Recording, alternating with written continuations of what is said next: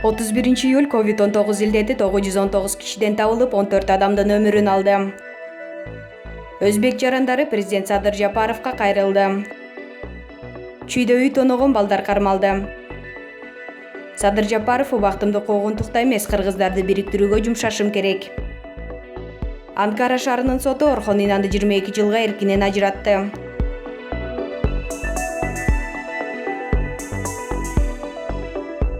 COVID-19 илдетине каршы республикалык ыкчам штабтын бүгүнкү 31 июлдагы маалыматына караганда, бир суткада Кыргызстанда бул инъекциядан 14 адам каза болду. Жалпысынан өлкөдө коронавирустан каза болгондордун расмий саны 2325 адамга жетти. Соңку бир сутка ичинде вирустагы 919 адамдан табылып, алардын эң көбү Бишкек шаарында жана Чүй областунда болгону айтылды.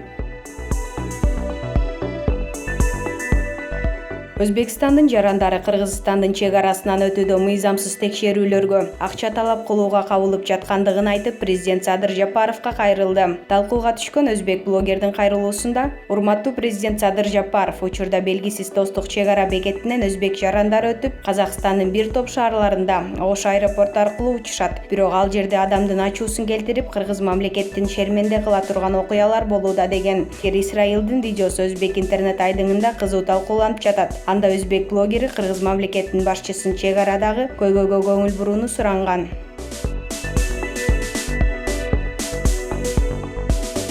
Чүй облустук милициясы үйлөрдү тоноп жүргөн уру балдарды кармады. Бул тууралуу Чүй облустук милициясынын басма сөз кызматы билдирди. Милиция тараткан маалыматта кармалган балдар буга чейин дагы уруулук кылып жүргөн. Маалым болгондой, кармалган балдар Аламүдүн районундагы Лебединовка, Кырман айылдарындагы үйлөргө урууга кирип, колуна тийгендин баарын урдап кетишкен. Бул боюнча райондук ички иштер бөлүмүнөн 5 арыз түшкөн. Ыкчам издөө иштеринин алкагында шектүү катары 2001, 2003, 2004 жана 1998 жылы туулган балдар кармалды. Тинтүү учурунда шектүүлөрдүн биринин сумкасынан Макаров тапанчасынын 4 огу чыккан. Алар урдалган оокаттарды Ош базарында сатары аныкталган. Милиция учурда кармалган балдардын башка кылмыштарга дагы катыштыгын текшерип жатат.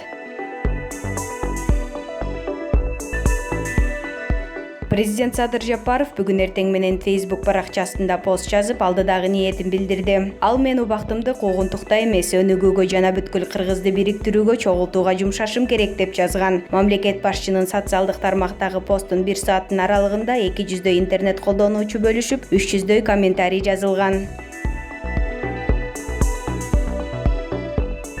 Анкара шаарынын соту Орхон Инанды 22 жылга эркинен ажыратты. Бул тууралуу маалыматты Түркиянын Сахап басылмасы жазып чыкты. Маалыматка ылайык, прокуратура буга чейин Орхон Инанды 15 жылдан 22 жылга чейин эркинен ажыратууну суранган. Сапат билим берүү мекемелеринин негиздөөчүсүнө куралдуу террористтик уюмду башкарган деп айып тагылган. Прокуратура ишти сотко өткөрүп берген. Сот прокурордун өтүнүчүн кабыл алган.